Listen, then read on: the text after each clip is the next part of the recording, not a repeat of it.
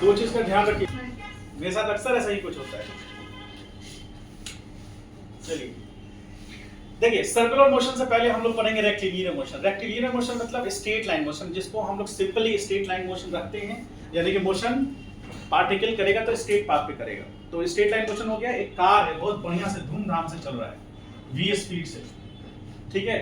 Car में बैठा इंसान बहुत खुश है, आज उसके पास कार आया है, तो वो t बराबर 0 पर चलना स्टार्ट किया, ठीक है।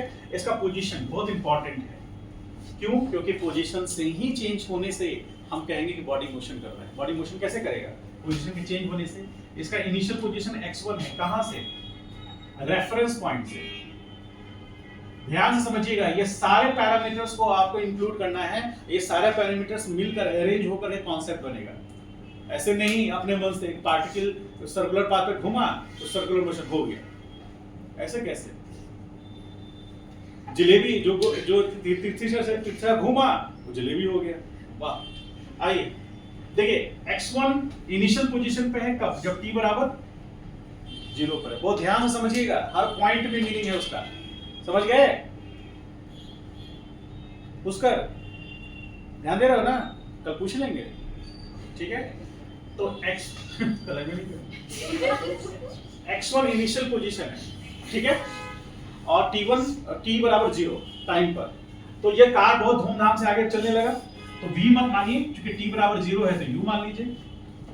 कुछ देर के बाद, मान लेते हैं 4 सेकंड के बाद, एक कार जो चला रहा है उसके जीवन में 4 सेकंड बहुत अहमियत रखता है, तो t बराबर मान लीजिए 4 सेकंड, तो कार यहाँ फाइनल वेलोसिटी v पे आ गया। तो फाइनल जो पोजीशन चेंज हुआ वो x2 हुआ। बोलिए हाँ, हुआ? तो इस कहानी से हमें क्या शिक्षा मिली? इस कहानी से शिक्षा ये मिली कि कार है जो कि t बराबर 0 टाइम पर ओरिजिन से या एक रेफरेंस पॉइंट से x1 दूरी पर है, और टाइम जैसे जैसे चेंज किया, उसका पोजीशन चेंज किया, वो 4 सेकंड के बाद या पर्टिकुलर कुछ टाइम के बाद वो x2 पोजीशन पे आ गया होगा, जहां उसका वेलोसिटी चेंज होकर v बन गया। कांस्टेंट भी रह सकता था, चेंज हो गया, ठीक है। तो यहां पर क्या हुआ? जब किसी पार्टिकल का, जब यहां लिखेंगे when a body, when the position कह लीजिए, when the position of a body or system, ठीक है, body changes with respect to time, with respect to a fixed reference point, ठीक है। कहानी में थोड़ा सा ट्विस्ट है। क्या ट्विस्ट है? कि when the position of a body changes with respect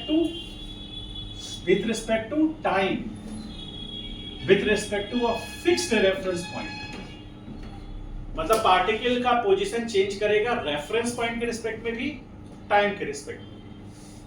time के रिस्पेक्ट में तो करेगा ही करेगा, दुनिया में कोई ताकत उसको रोक सकती नहीं, लेकिन एक फिक्स रेफरेंस पॉइंट के रिस्पेक्ट में भी उसका पोजीशन, उसका डिस्टेंस चेंज करेगा, है ना। x1 बड़ा है कि x2 बड़ा है? x2 बड़ा है, पूरा दुनिया जानता है, लेकिन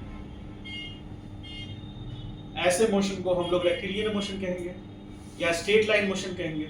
ऐसे मोशन को क्या बोलेंगे? स्ट्रेट लाइन मोशन बोलेंगे ना। लेकिन यदि टाइम चेंज करे लेकिन उसका पोजीशन जो है वो रेफरेंस पॉइंट के रिस्पेक्ट में चेंज, जैसे आइए मान लीजिए ये रेफरेंस पॉइंट कौन है? ऑब्जर्वर हमारा यहां बैठा है, ऑब्जेक्ट कहां है?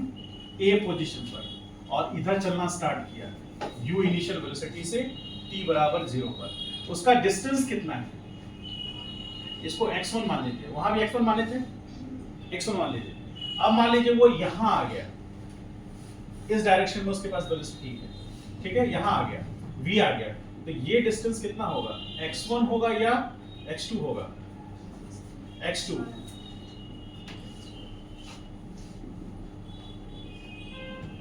समझ पा रहे हैं कुछ? तो इसमें क्या अंतर आया? इसमें अंतर ये आया कि पार्टिकल रेफरेंस पॉइंट के रिस्पेक्ट में एक फिक्स डिस्टेंस को मेंटेन रख रहा है, जो यहां मेंटेन तो हम इसको डिफाइन कैसे करेंगे?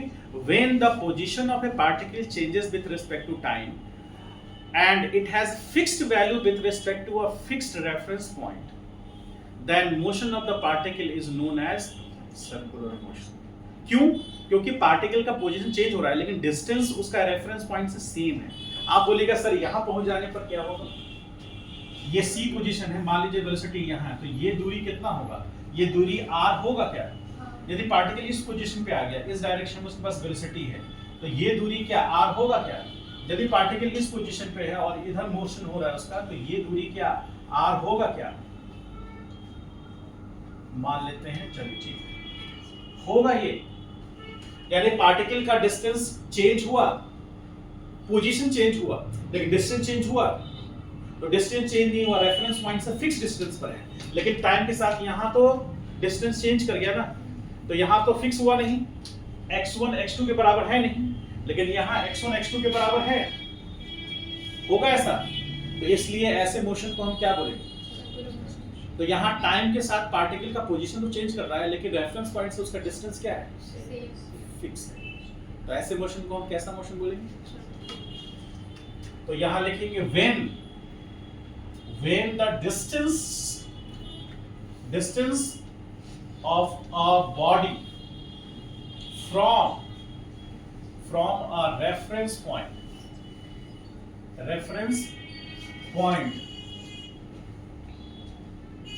having a fixed value with respect to time, then motion is called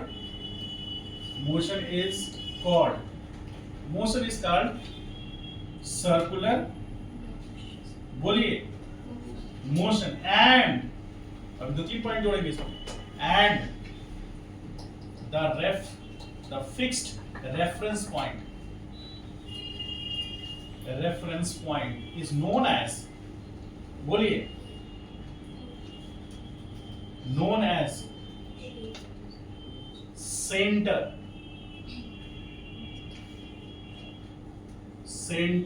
of the motion, center of the circular motion, and corresponding, कुछ नहीं, ये मास्टर कट क्या है, corresponding path is known as circular path। बोलिए, मेरी इस कहानी से सहमत हैं? बोलिए, वो रेफरेंस पॉइंट क्या कहलाएगा? Centre of the circular motion कहलाएगा, या सर्कुलर पाथ का सेंटर कहलाएगा। सर्कुलर पाथ जिस पर वो चलेगा वो कहलाएगा। रेक्टिलिनियर पाथ अलग होगा, सर्कुलर पाथ अलग होगा। यदि सर्कुलर पाथ पे चलेगा तो सर्कुलर मोशन कहलाएगा, रेक्टिलिनियर पाथ पे चलेगा तो रेक्टिलिनियर मोशन। जो स्टूडेंट इसको समझेगा वो उसको समझ जाएगा, और जिसका इसी में तबियत खराब हो गया उसका उसमें तो खराब होगा। काहे, आप पूछेंगे काहे ऐसा आप कह रहे हैं, तो यहाँ पर सुनिए, फिर हम लिखा भी देंगे। तो इसमें उसमें मेजर डिफरेंस किस बात का है कि इसमें पार्टिकल का पोजीशन और डिस्टेंस चेंज होता रहता है। वहाँ पोजीशन चेंज होता है लेकिन डिस्टेंस फिक्स रेफरेंस पॉइंट से सेम रहता है, वो चेंज नहीं होता है। जैसे यहाँ पर हम बात कर रहे हैं पोजीशन का, तो वहाँ भी हम पोजीशन की बात करेंगे। यहाँ जैसे हम बात कर रहे हैं डिस्प्लेसमेंट का, वहाँ भी डिस्प्लेसमेंट की बात करेंगे। यहाँ जैसे बात कर रहे हैं वेलोसिटी का, वहाँ भी वेलोसिटी की बात करेंगे। यहाँ जैसे एक्सेलरेशन की बात कर रहे हैं, वहाँ भी एक्सेलरेशन की बात करेंगे। यहाँ जैसे फोर्स की बात कर रहे हैं, वहाँ भी फोर्स की बात करेंगे। यहाँ जैसे स्पीड की बात कर रहे हैं, वहाँ भी स्पीड की बात करेंगे। यहाँ जैसे टाइम की बात कर रहे हैं, वहाँ भी टाइम की बात करेंगे। यहाँ जैसे एनर्जी की बात कर रहे हैं, वहाँ भी एनर्जी की बात करेंगे। यहाँ जैसे टॉर्क की बात कर रहे हैं, वहाँ भी टॉर्क की बात करेंगे। ऐसे से करते रहेंगे। समझ गए? तो यदि आपको इसका डिस्प्लेसमेंट पता है तभी तो आप कंपेयर करके वहां देखिएगा कि वहां क्या डिस्प्लेसमेंट होगा। यहाँ वेलोसिटी पता है तो आप तो वहां पता कीजिएगा ना कि वेलोसिटी क्या होगा। यहाँ एक्सेलरेशन पता है तब ना आप पता कीजिएगा वहां एक्सेलरेशन क्या होता है। वेलोसिटी और एक्सेलरेशन का रिलेशन यहाँ आपको पता है तो ही तो वहां रिलेट कर पाएगा कि वहां पर वेलोसिटी और सांस ले लेते हैं, वेलोसिटी और एक्सेलरेशन का क्या होगा है। इसलिए छापिए पहले।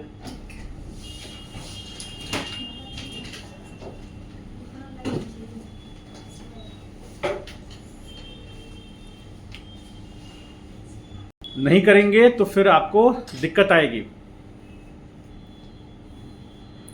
लीनियर पोजीशन, और जिसको पोजीशन भी कहते हैं उसी को हम लोग एंगुलर पोजीशन कहते हैं सर्कुलर मोशन में। थीटा से डिनोट करते हैं। थीटा है वो, क्यू मत लिख दीजिएगा, आंख में आंसू आया क्यू लिख दिए, थीटा। और जैसे लीनियर वेलोसिटी है उसी तरह एंगुलर वेलोसिटी होगा, उसके बाद लीनियर डिस्प्लेसमेंट है, एंगुलर डिस्प्लेसमेंट होगा।